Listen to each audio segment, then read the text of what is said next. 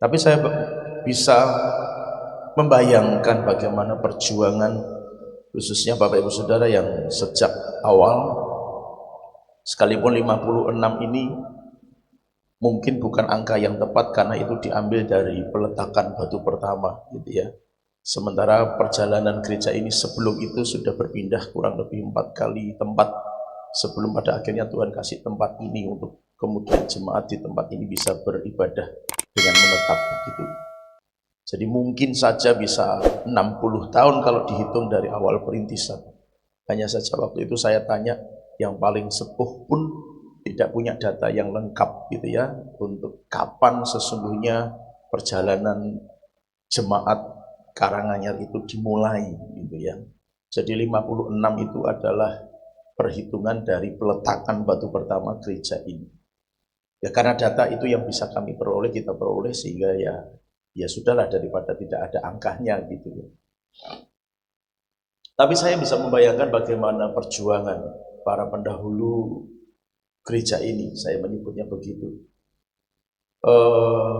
Jemaat mula-mula, kemudian gembala yang di awal melayani di tempat ini, saya bisa membayangkan bagaimana perjuangan masing-masing harus membangun gereja ini. Dan kemudian diizinkan Tuhan saya masuk di 2001 di tempat ini secara resminya begitu.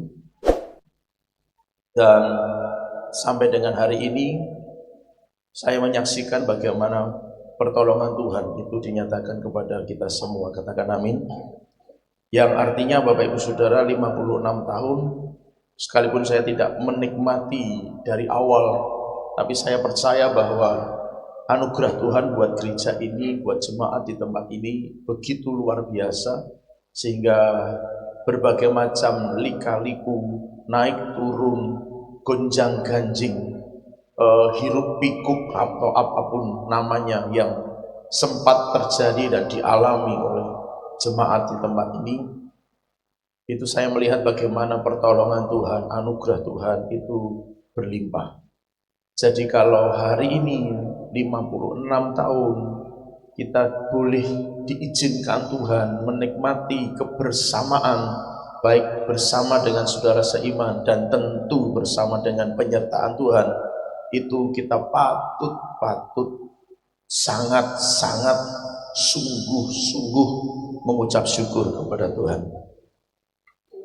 Amin. Amin. Belum lagi ditambah bagaimana pertolongan Tuhan secara pribadi. Masing-masing kita dengan setiap perjalanan hidupnya, saya yakin, saya percaya selalu juga ada di dalam penyertaan Tuhan. Sekalipun terkadang ada banyak cerita tentang bagaimana perih, pedih, air mata yang dialami, dihadapi, dirasakan dalam perjalanan hidup. Tapi di balik semua itu tetap ada mujizat yang saya dengarkan dari kesaksian jemaat-jemaat yang disampaikan kepada kami. Saya melihat bagaimana tetap ada keajaiban, tetap ada mujizat yang Tuhan berikan kepada masing-masing kita, baik secara perseorangan maupun keluarga. Yang artinya Bapak Ibu Saudara, 56 tahun memang bukan perjalanan yang pendek barangkali, bukan perjalanan yang mulus barangkali, bukan perjalanan yang menyenangkan, selalu penuh dengan canda, tawa, sukacita dan gembira. Perjalanan yang kadang-kadang harus menginjak duri, menginjak kerikil yang tajam dan merasakan sakit di telapak kaki itu. Perjalanan yang kadang-kadang membuat hati ini menjadi perih untuk merasakannya. Perjalanan yang kadang-kadang membuat air mata tidak bisa dibendung lagi untuk waktu yang sebentar. Tetapi di balik semua cerita dan cerita itu, saya melihat tetap bagaimana pertolongan Tuhan dinyatakan atas setiap kita. Yang sepakat dengan saya katakan haleluya. Yang artinya 56 tahun ini mari kita bersyukur bersama-sama. Amin. Sungguh-sungguh bersyukur. Nah Bapak Ibu Saudara mungkin bisa catat kalau memang perlu, tetapi saya percaya bahwa kita sudah banyak mendengar cerita ayat-ayat yang akan saya bacakan. Daniel, khususnya dalam pasal 6 ayat 10 disebutkan bahwa 3 hari sekali dia berdoa dengan menghadap Yerusalem. Bapak Ibu Saudara, bahwa perjalanan Daniel sebagai hamba Tuhan, sebut saja demikian pada waktu itu, juga bukan perjalanan yang mudah. Kenapa? Secara politik dia mendapatkan ancaman karena dia dianggap sebagai rival politik. Maksudnya dia semacam orang yang berbahaya bagi pemerintahan pada waktu itu. Karena Daniel termasuk orang yang berpengaruh, sehingga kemudian ada larangan untuk beribadah kepada Tuhan. Tapi di tengah-tengah kesulitan, ancamannya kalau ketahuan berdoa, tangkap, hukum, saudara. Maka kisah Hananya, Misael, dan Asaria kita tahu bersama itu. Ketika aturan ditegakkan bahwa semua harus menyembah kaisar, ketika patung yang kaisar dirikan, ketika bunyi-bunyian itu didengar, tapi kedapatan mereka tidak menyembahnya, mereka tidak berlutut. Alhasil mereka ditangkap. Sama dengan yang dialami Daniel, ada aturan yang begitu ketat, dilarang untuk berdoa, dilarang bahasa kita beribadah kepada Tuhan. Tetapi setiap hari dengan membuka jendela di loteng kamarnya, dia menghadap Yerusalem dan berdoa 3 kali sehari. Ibrani 10 menyebutkan jangan tinggalkan pertemuan-pertemuan ibadah kita. Di 56 tahun ini saya mendorong apapun tantangannya, tetap rajin datang kepada Tuhan. Katakan amin. Apapun kondisi dan keadaannya Bapak Ibu Saudara, ayo sama seperti Daniel, tetap berdoa kepada Tuhan, tetap setia berdoa, tetap rajin berdoa. Jangan tinggalkan pertemuan-pertemuan, persekutuan ibadah kita, baik kepada Tuhan maupun dengan saudara-saudara seiman. Apapun yang terjadi, bahkan resikonya nyawa Bapak Ibu Saudara yang dialami Daniel, dan kiranya itu juga menjadi semacam kekuatan buat kita bahwa ke depan kita nggak akan kita nggak tahu perjalanan kita akan jadi kayak apa. Sekalipun banyak berita di luar sana seperti itu, dan itu bisa sangat mungkin terjadi, tetapi kita nggak perlu takut. Kasih tahu kanan kiri, katakan jangan takut. Tambahkan Tuhan bersamamu. Amin. Maka Bapak Ibu Saudara, apapun yang terjadi, tetap sembahyang, tetap berdoa. Jangan pernah tinggalkan jam-jam persekutuan doa kita pada Tuhan. Karena kekuatan kita hanya dengan doa. Amin. Tanpa doa kita lemah, saudara. Serius.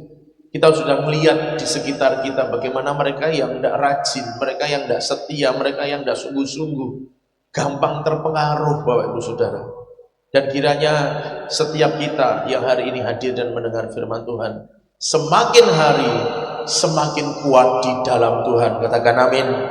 Karena kita semakin banyak berdoa.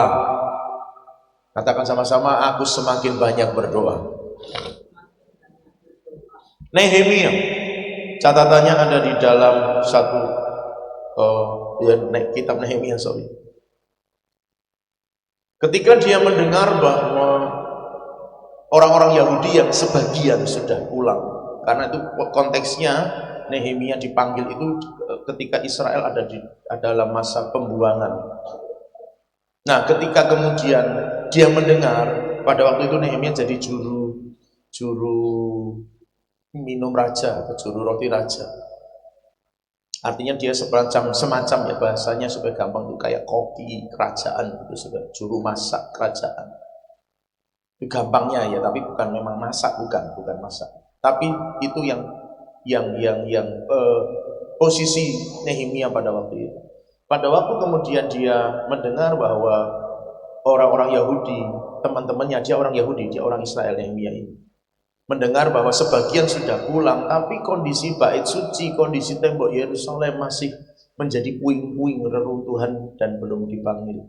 Ada ketergerakan hati dari Nehemia untuk dia pulang dan ngajak orang-orang Yahudi yang ada di sana yang sudah balik itu untuk yuk bangun kembali tembok Yerusalem. Dia berdoa dan berpuasa untuk itu. Tuhan, kalau ini kehendak-Mu, maka Raja akan mengizinkan aku untuk pulang, dan Raja akan mengizinkanku untuk membangun tembok Yerusalem. Hasilnya tidak hanya mengizinkan, tetapi Raja pada waktu itu ikut membantu dalam pembangunan kembali tembok Yerusalem yang sudah runtuh. Tantangannya nggak mudah, Bapak Ibu Saudara. Ada 3 orang mewakili 3 kerajaan, bangsa Arab, bangsa Amon, dan satu lagi saya lupa. Mereka itu yang menghasut, mencoba untuk menggagalkan rencana pembangunan kembali tembok Yerusalem. Karena jelas kalau tembok Yerusalem kembali terbangun, orang-orang Yahudi yang ada di Persia pada waktu itu yang ada dalam pembuangan pasti akan pulang semuanya, dan itu artinya mereka tidak dapat keuntungan. Maka rencana Nehemia itu hampir digagalkan oleh 3 orang, Sanballat, Tobia, dan sama satu lagi saya lupa. Tapi maksud saya Bapak Ibu Saudara, tantangannya tidak mudah. Waktu Nehemia mencoba untuk, setelah Nehemia ada di Yerusalem posisinya, dia ngajakin teman-teman Yahudinya untuk kembali bangun tembok Yerusalem. Enggak semuanya setuju, saudara. Tapi kemudian Nehemia yakin, karena dia sudah berdoa terlebih dahulu, Tuhan, kalau Engkau yang mengizinkan aku kembali ke Yerusalem dan membangun kembali tembok yang sudah runtuh, maka Tuhan pasti akan tolong aku. Alhasil dari semua yang dia ajak, pada akhirnya singkat ceritanya mau, dan mereka itu tidak membangun dengan kondisi santai karena ada ancaman peperangan yang akan dilakukan untuk menggagalkan rencana Nehemia membangun kembali tembok Yerusalem. Saudara, singkat cerita, pedang disarungkan sambil bangun tembok Yerusalem. Kenapa pedang tetap dipinggang? Itu karena kalau mereka sewaktu-waktu diserang, mereka akan angkat senjata. Jadi semuanya dilatih untuk bangun dan semuanya dilatih untuk berperang. Padahal bangun dan perang itu beda perkara, gitu kan, saudara. Tapi itulah zaman Nehemia. Tantangannya cukup besar, tetapi luar biasa dan ajaib. Nehemia sanggup menyelesaikan pembangunan tembok Yerusalem yang runtuh itu dalam waktu 52 hari saja. Semua rakyat bergandengan tangan sepakat untuk membangun kembali tembok Yerusalem. Bapak Ibu Saudara, tantangannya mungkin tidak sama persis, tetapi mungkin sedikit sama di dalam kondisi dan keadaannya. Ada tantangan yang dari luar, ada tantangan dari teman-teman sendiri, orang-orang Israel dalam konteks itu, yang mencoba untuk melemahkan atau mereka pesimis, mereka nggak yakin bahwa mereka bisa bangun kembali tembok Yerusalem, Pak. Karena mereka nggak punya duit, saudara. Rumah aja mereka nggak bisa nyelesain untuk renovasi, apalagi ini mau harus janji iman, istilah kita gitu ya. Harus janji iman untuk bangun tembok Yerusalem. Nggak ada cara lain. Tapi luar biasanya Tuhan sediakan semuanya. Nah, dari sini kita juga belajar bahwa ada hal-hal yang kadang-kadang bisa menghalangi, menghambat. Bahkan itu mungkin orang-orang yang kita kenal, kita tahu, ada di sekitar kita. Tapi saya berharap 56 ini menjadikan kita semakin dewasa. Bagaimanapun kita melihat mereka bukan sebagai penghalang. Kita melihat mereka tidak sebagai penghadang. Kita tidak melihat mereka sebagai musuh. Kita tidak melihat mereka sebagai orang yang akan membinasakan hidup kita. Enggak, mereka justru adalah orang-orang yang dipakai Tuhan untuk mempertajam iman kita. Katakan amin. Mereka adalah orang-orang yang dipakai Tuhan untuk membuat kita semakin dewasa dalam Tuhan. Katakan amin. Mereka adalah orang-orang yang dipakai Tuhan untuk membuat kita jadi semakin ngerti apa itu artinya mengasihi dan mengampuni. Maka perjalanan 56 tahun ini mari perbesar kasih kita, keterpanggilan kita terhadap setiap apa yang Tuhan mau dan Tuhan inginkan dalam hidup kita. Saya mengajak semua jemaat untuk ayo sama-sama melayani Tuhan. Kasih tahu kanan kiri, ayo pelayanan. Sama-sama melayani Tuhan. Miliki belas kasihan Tuhan. Minta Tuhan taruh belas kasihannya di hati kita. Tanpa itu kita nggak akan mungkin punya ketergerakan hati, Bapak Ibu Saudara. Serius. Tanpa itu kita nggak akan mungkin punya ketergerakan untuk kita membangun tembok Yerusalem dalam tanda kutip.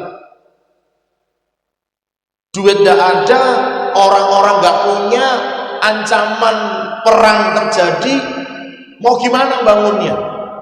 Tapi kalau sudah dipanggil Tuhan, yakin dipanggil Tuhan, maka berangkatlah bersama dengan Tuhan. Katakan haleluya.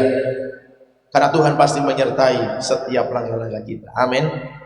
Jadi Bapak Ibu Saudara, tidak ada yang tidak mungkin bagi Tuhan. Dalam kondisi terancam, dalam kondisi terhambat, dalam kondisi tidak punya sumber daya apapun, tapi selesai dalam 52 hari, itu mujizat.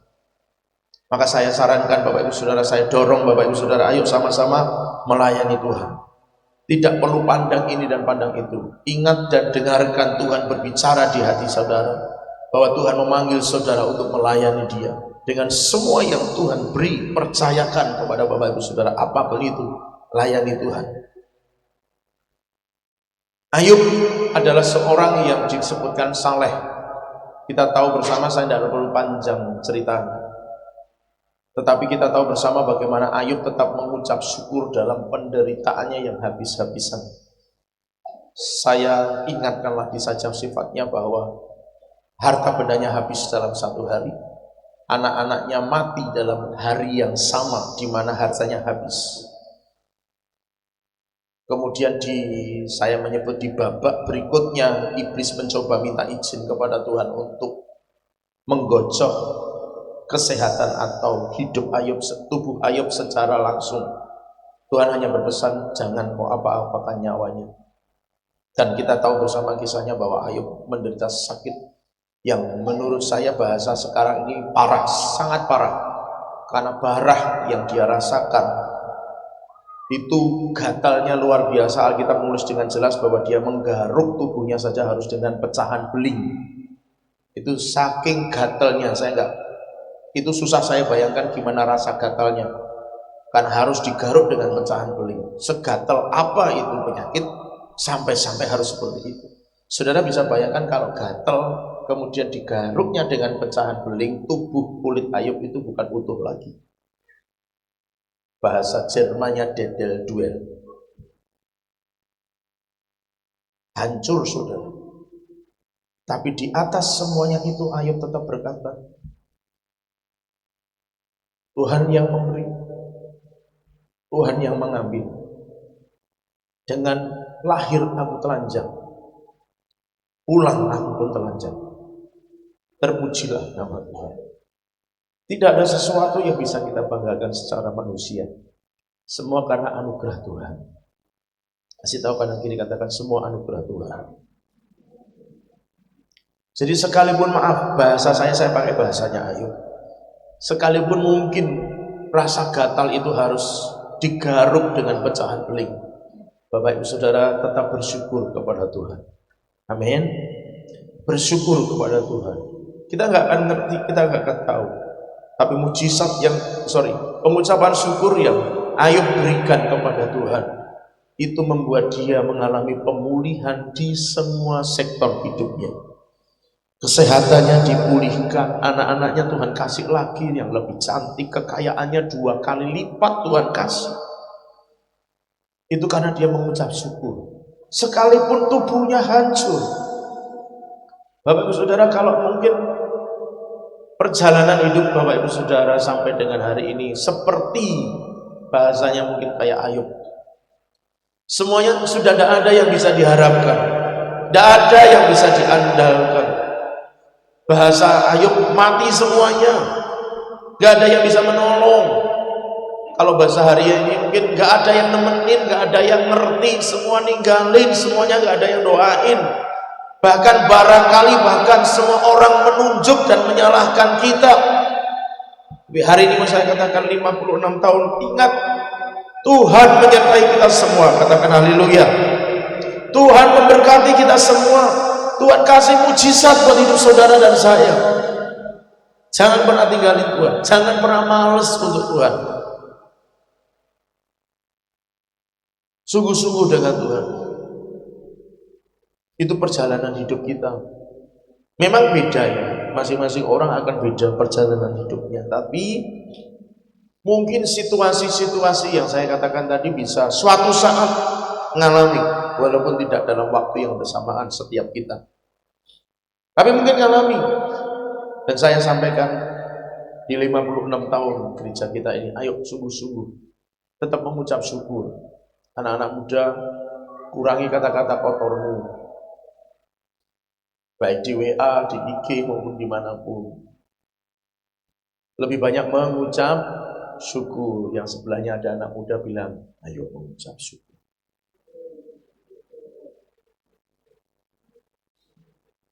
Gak usah gampang, gak boleh gampang emosi. Lagi kasih tahu kanan kiri, rasa emosi lagi.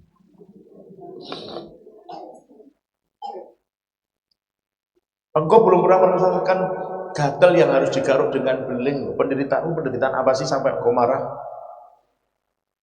Gak ada kan? Engkau masih makan 3 kali sehari, engkau bilang Pak Mah, gitu kan duit sudah turun.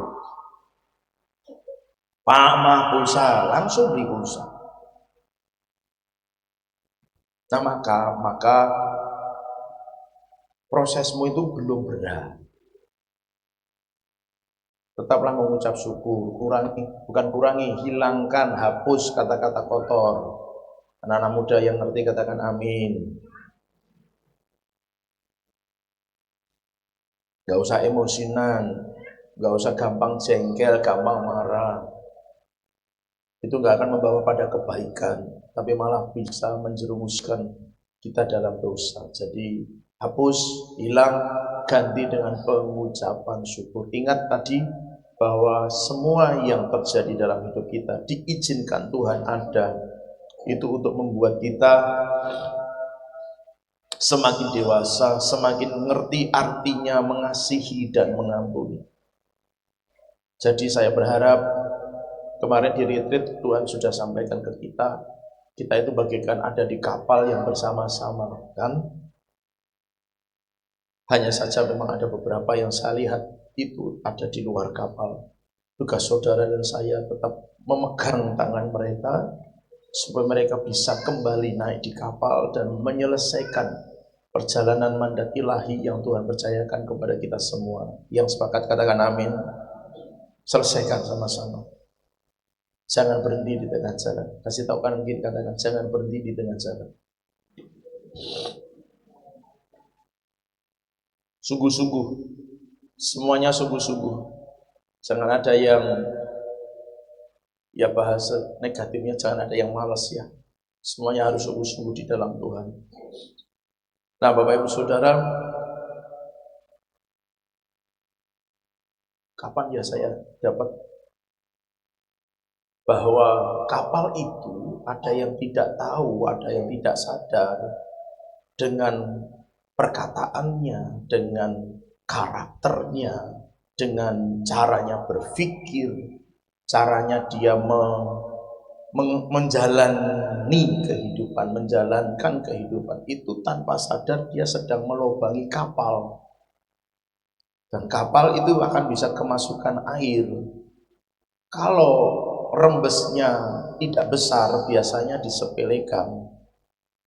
Beda dengan begitu ada kapal bocor, bocornya agak besar, airnya kelihatan langsung begitu banyak masuk ke perahu, orang bisa dengan segera dan cepat bereaksi untuk mengatasi kebocoran. Tapi kalau cuma rembes, tidak begitu terasa, orang kadang-kadang menyepelekan. Tapi itu yang bisa terjadi.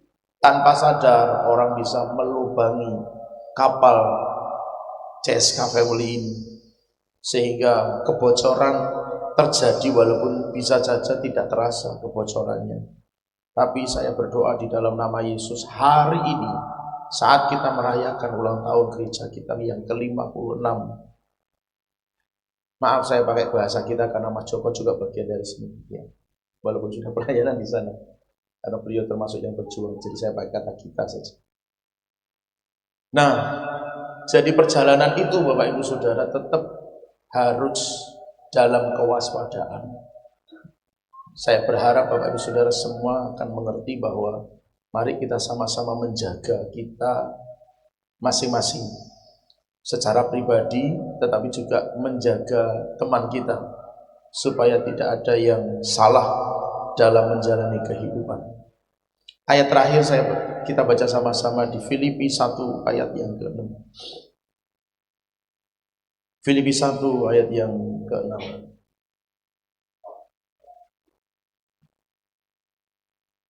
Baik, lihat saja di depan supaya bisa kita segera baca. 1, 2, 3.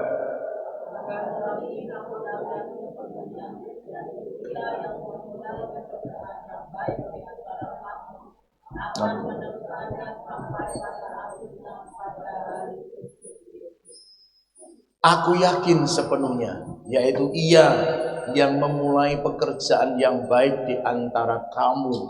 Ia itu hurufnya besar, berarti Tuhan Yesus yang memulai pekerjaan yang baik di antara kita semua, akan meneruskannya sampai pada akhir. Kapan? Pada hari Kristus Yesus. Saudara percaya bahwa penyertaan Tuhan selamanya untuk kita semua? Katakan amin. Maka Bapak Ibu Saudara, ayo jangan pernah kendor.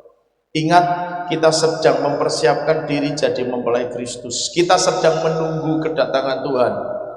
Walau saya tidak berkata bahwa kita tanggalkan semuanya dan kemudian kita siap-siap menyendiri di puncak bukit begitu. No, enggak yang seperti itu. Tapi kita sedang mempersiapkan diri supaya sewaktu-waktu Tuhan datang, kita siap jadi mempelainya. Yang siap jadi mempelai Kristus katakan amin. Maka Bapak Ibu Saudara percaya, Dia yang memulai segala sesuatu. Setiap pekerjaan yang hari ini kita berikan kepada Tuhan, setiap bagian yang kita kerjakan di hadapan Tuhan, itu Tuhan yang memulainya. Karena Tuhan yang memulainya, Dia akan menyanggupkan kita semua untuk menyelesaikannya sampai pada kedatangan Tuhan kali yang kedua. Karena Dia yang memulainya, Dia akan memberikan kekuatan kepada kita untuk sama-sama menyelesaikannya. Karena Dia yang memulainya, Dia akan memberikan kemampuan untuk kita menyeberangi sama-sama dan selesai dengan baik, benar di hadapan Tuhan.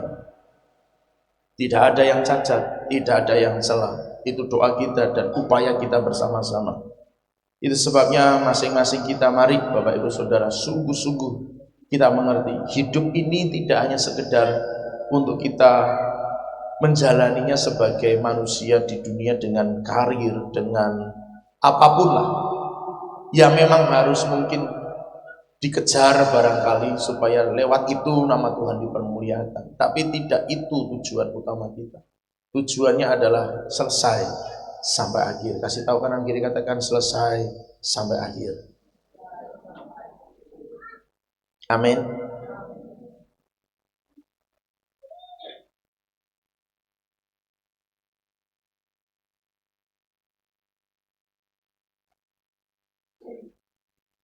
Saya itu melihat ada beberapa kumpulan-kumpulan gitu.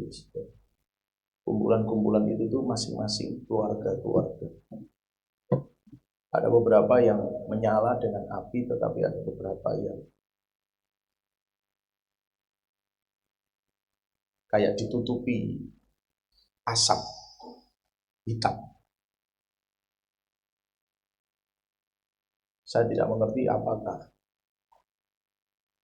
itu berbicara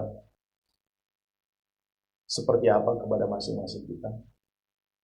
Tetapi artinya bahwa tidak semua kita sudah siap untuk menyambut kedatangan Tuhan karena ada asap gelap yang menyelimuti. Saya juga tidak berkata itu untuk saudara, tetapi itu juga bisa berarti berbicara kepada saya.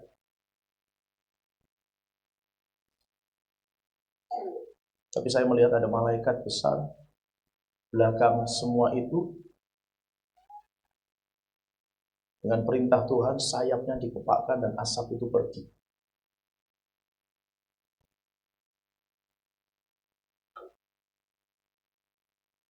Tuhan kasih tahu bahwa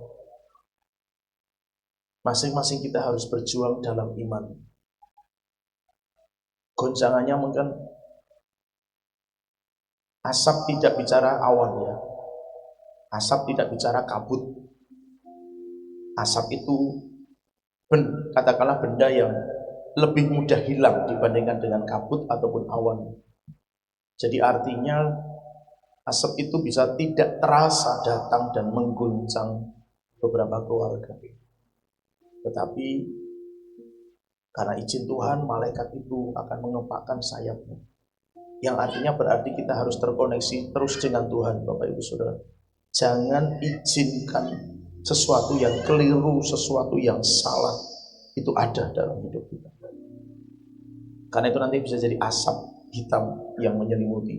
Gak akan kerasa, tapi pada akhirnya tiba-tiba gak bisa dilihat karena asapnya hitam. Tapi Tuhan kirim malaikatnya untuk menjaga. Tuhan yang perintahkan malaikat itu untuk mengusir asapnya. Yang artinya bahwa setiap kita harus dekat sama Tuhan, supaya Tuhan perintahkan malaikatnya yang menjagai saudara dan saya, itu akan mengepakkan sayap sehingga asap itu akan hilang.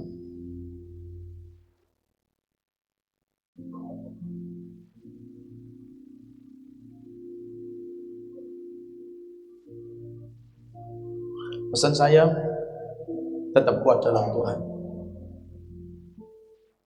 Jangan pernah mau ditipu oleh iblis. Bentuknya sangat lembut untuk menyeret kita dari segala kebenaran.